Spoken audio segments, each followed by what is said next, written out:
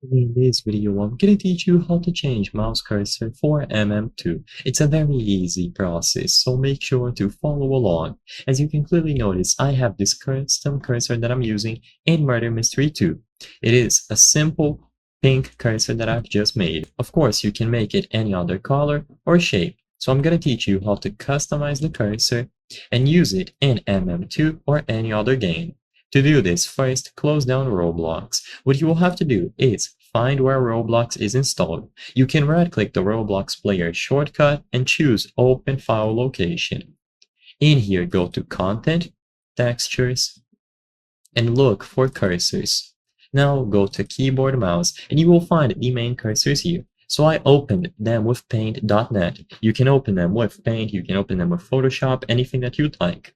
And you can customize these cursors according to your preferences. Of course, if you want to, you can also just look for cursors online that other people have made and download them instead.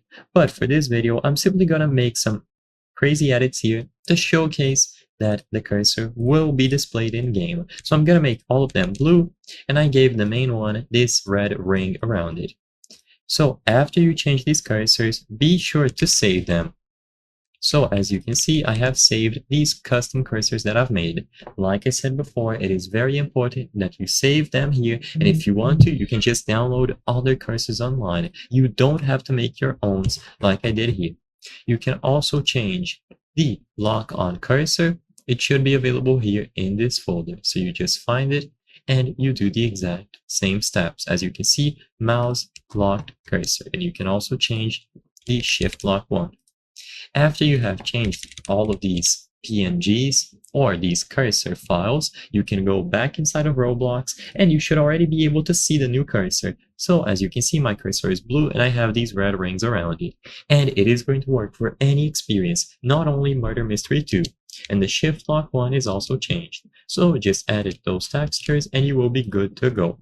So I hope I was able to help you on how to change the cursor for MM2.